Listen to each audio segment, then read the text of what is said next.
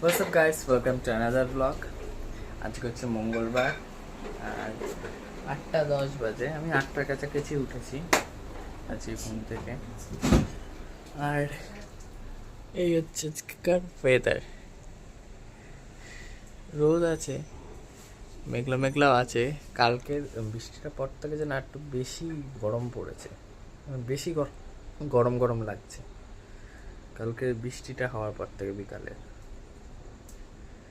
সে যাই হোক, দেখুন ওই পাশ থেকে মেঘ করে আসছে, দেখতে পাচ্ছেন এটা পুরোটা মেঘ। দেখুন একটা জবা ফুটেছে। আজকে দেখি ছাদে যাবো, ফুলটা আনবো। আনাই হয় না প্রত্যেক দিন, ওইরকম ফুটে থাকে। সে চাটা খাই, খেয়ে পুজো দেবো, দিয়ে তারপর একটু বেরোনোর আছে, দেখি বেরোনো হয় নাকি।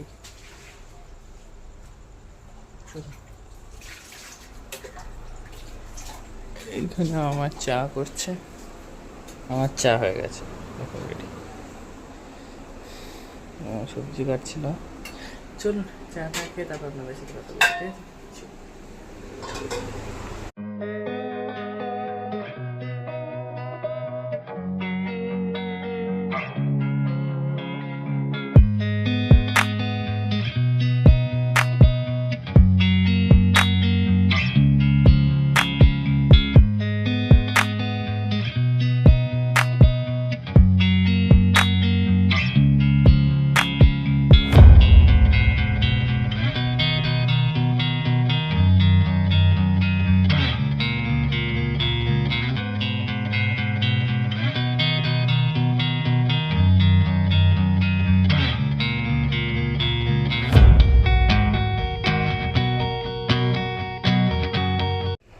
আজকে অনেকদিন পর আমি ছাদে এসেছি ফুল তুলতে, বুঝলেন।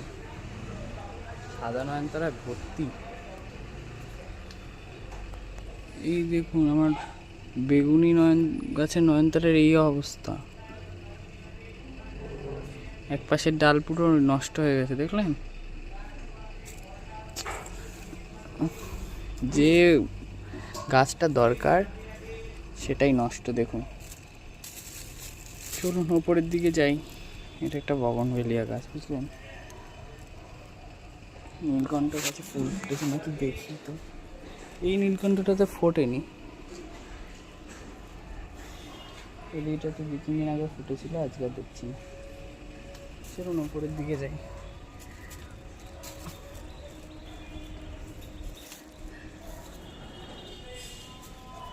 সব থেকে হ্যাপি জিনিস, যে কালারের নয়নতারা আমার বেশি প্রিয় সেটা ফুটেছে।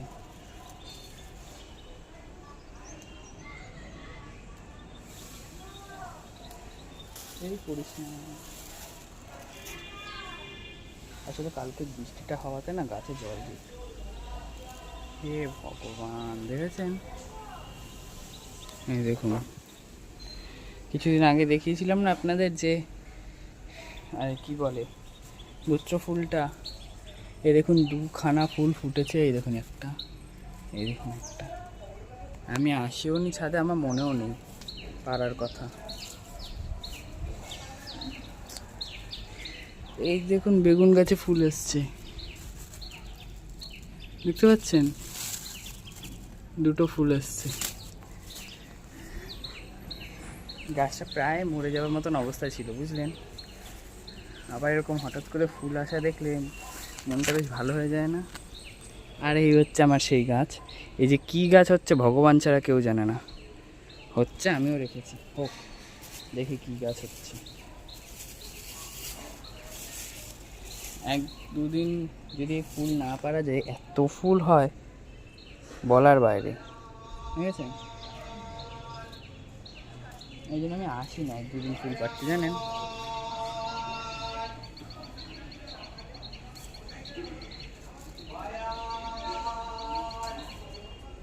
চলুন, হ্যাঁ ফুল পেরে নি। ও আপনাদের একটা আপডেট দিই, দাঁড়ান। সবেদা গাছে দেখিয়েছিলাম না যে সবেদা হয়েছে, কিন্তু এই দেখুন এই সবেদার,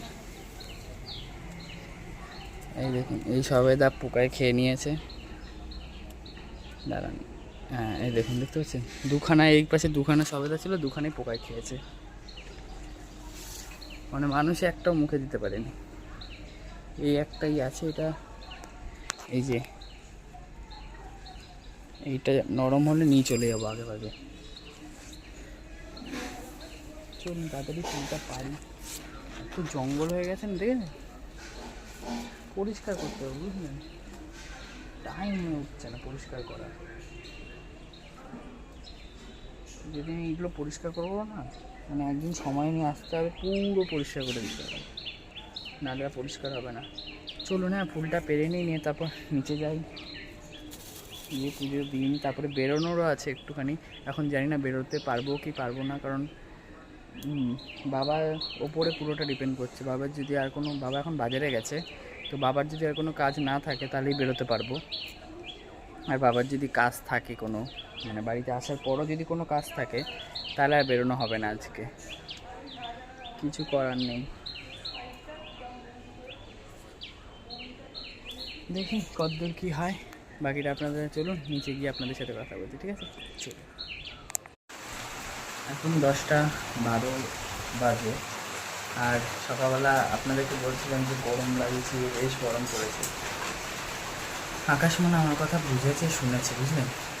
এই দেখুন বৃষ্টি দিয়ে দিয়েছে, এই 9:50 হবে তখন থেকে নেমেছে বৃষ্টিটা, বুঝছেন? আকাশ আমার কথা শুনতা হ্যাঁ, বুঝতা হ্যাঁ। যাই হোক, বৃষ্টিটা যদি এরকম হতে থাকে, কিন্তু আমার বেরোনোটা ক্যান্সেল হয়ে যাবে, যেন থেমে যায়। মোটামুটি 1-2 ঘন্টার মতো যদি বৃষ্টিটা ধরে, একটুখানি থামে, তাহলে বেরোতে পারবো, নাহলে বেরোনোটা ক্যান্সেল। তারপর আবার সেই শুক্রবারে দেখতে হবে, কিন্তু বাবার ছুটি নেই সকালে, আর আজকে ছুটি ছিল সকালে। মানে ছুটি বলতে কি, বাবা আজকে যায়নি সকালে। সব জিনিসের না দুটো দিক থাকে, বুঝলেন? একদিক যেটা খুব ভালো, আরেক দিক যেটা মানে কী বলবো, হওয়ার কারণে অনেকটা ভালোও লাগে না। যেমন ধরুন এই যে বৃষ্টিটা হচ্ছে, এর একটা দিক কিন্তু ভালো লাগে, আবার আরেকটা দিক, এরকম বৃষ্টি হলে আমি যেতে পারবো না, বেরোতে পারবো না।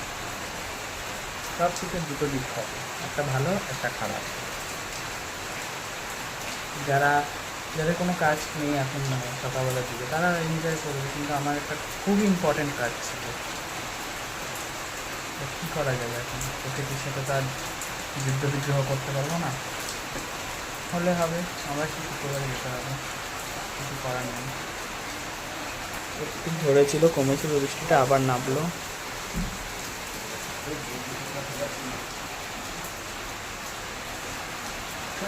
পুজো দিয়ে ব্রেকফাস্ট করি, তারপর দেখি কী হয়, থামে বৃষ্টি না হতে থাকে, দেখা যাক। যাই হোক বাবা, যদি বৃষ্টি হয়ও এরকমই হোক, এর থেকে বেশি জোরে হলে তো ভেসে যাওয়ায় একেবারে কেউ ভেসে যায়, এরকমই হোক। কিন্তু 1-1.5-2 ঘন্টার জন্য যদি একটু বৃষ্টিটা ধরে, তাহলে ভালো হয়, আমার সেই ইম্পর্টেন্ট কাজটা আমি করতে পারি, যেটা খুবই ইম্পর্টেন্ট। দেখা যাক, চলুন হ্যাঁ, পুজোটা দিন নিয়ে তারপর আপনাদের সাথে কথা বলছি, ঠিক আছে? চলুন। আজকে আমার এখানে পুজো মানে পুরো কমপ্লিটই বলতে পারেন, হয়েই গেছে। এবার শুধু ঠাকুরকে প্রণাম করে বাটাটা তুলবো, কমপ্লিট হয়ে যাবে। একটু যেন থামে 1-2 ঘন্টার জন্য,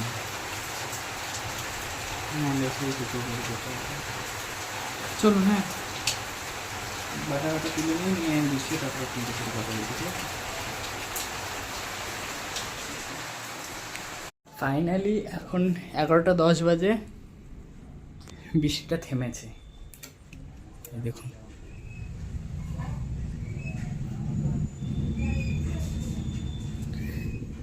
তো আমিও দেরি না করে রেডি হয়ে নিয়েছি, বাবাকে বললাম চটপট করে রেডি হয়ে নাও, বেরোতে হবে।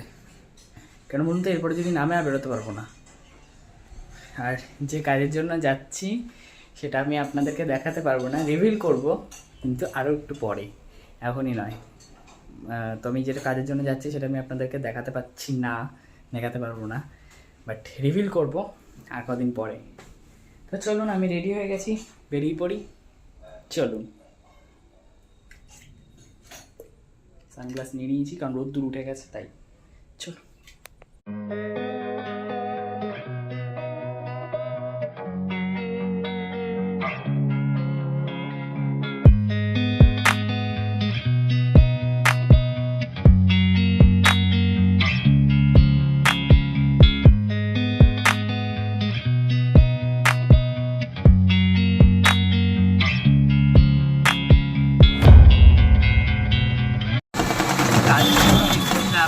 কমপ্লিট হয়ে গেছে, কিন্তু এ দেখুন মানে বাড়িতে ঢুকতে পারিনি আর নেমে গেছে আবার ঝমঝম করে।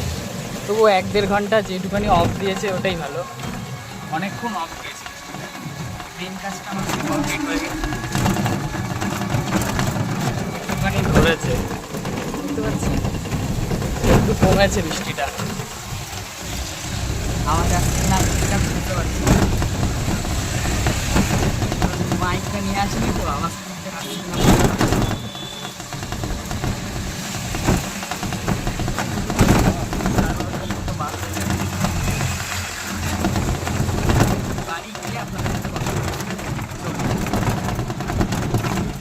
তাও এখনো পড়ছে রে, চলুন বাড়িতে গিয়ে আপনাদের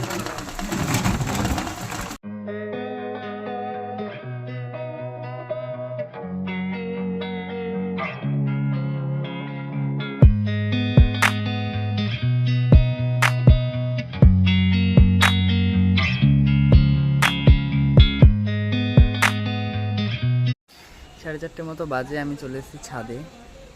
কারণ আজকে এত সুন্দর ওয়েদারটা হয়ে রয়েছে না, দারুণ লাগছে। ফোনে কতটা বোঝা যাচ্ছে জানি না, কিন্তু এই সামনে থেকে ওইখানে মানে মেঘলা মেঘলাও রয়েছে, ঠিক তার অপোজিটে হালকা মেঘ দেখতে পাচ্ছেন। একদম সেই পড়ন্ত বিকেল ভাইবস। আমার দিদার বাড়ির ওখানে, আমার দিদার বাড়ি হচ্ছে মানে নদীয়ার ওইদিকে বুঝলেন, বগুলা ওই দিকের অ্যাটমসফিয়ারটা এই এরকম ওয়েদারে এত সুন্দর লাগে, দারুণ লাগে দেখতে। কারণ আমার মা বাড়ির ওখানে না টোটালি গ্রাম বুঝলেন, মানে কী বলবো, এতটাও শহর নয়, টোটাল মানে পুরোটাই গ্রাম। ওখানে গেলে আজও মাটির বাড়ি দেখা যায়। ইনফ্যাক্ট আমার নিজের মামা বাড়ি হচ্ছে মাটির বাড়ি, মামা বাড়িতে মানে প্রত্যেকটা ঘরই মাটি বুঝলেন। ইনফ্যাক্ট ওখানে 2তলা না 3তলা হয়েছে, সেটাও মাটির, পুরো মানে অনেকটাই গ্রাম। তো ওখানকার যে একটা ওয়েদার, ওখানকার যে অ্যাটমসফিয়ার আমার সেই লাগে, আমার হেভি লাগে। যদিও যাওয়া কম হয় কিন্তু ভালো লাগে। আসার সময় তো দারুণ বৃষ্টি দিয়েছিল, অনেকক্ষণ দাঁড়িয়ে থেকে ওয়েট করে না বেরোতেই হবে, বেরিয়ে গেছি। কতক্ষণ দাঁড়ানো যায় বলুন তো।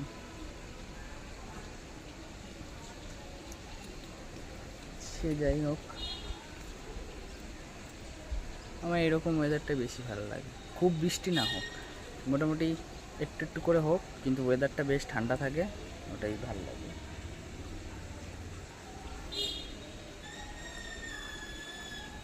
আমার পাতিলেবু গাছে ফুল এসছে দেখতে পাচ্ছেন, পাতিলেবু গাছে ফুল চলে এসছে।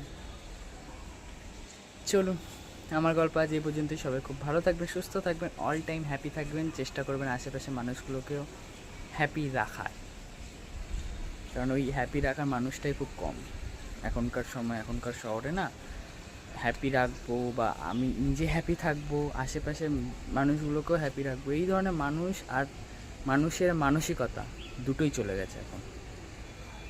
এখন মানুষের মানসিকতা চলে এসছে যে আমি ভালো থাকবো, আমি হ্যাপি থাকবো, আমি ঠিক মানে অলওয়েজ, সেটা সত্যি যে আপনি হ্যাপি থাকুন, কিন্তু একটু চেষ্টা করুন যে আশেপাশের মানুষগুলো যাতে হ্যাপি থাকে বা সবাইকে নিয়ে চলার চেষ্টা করুন।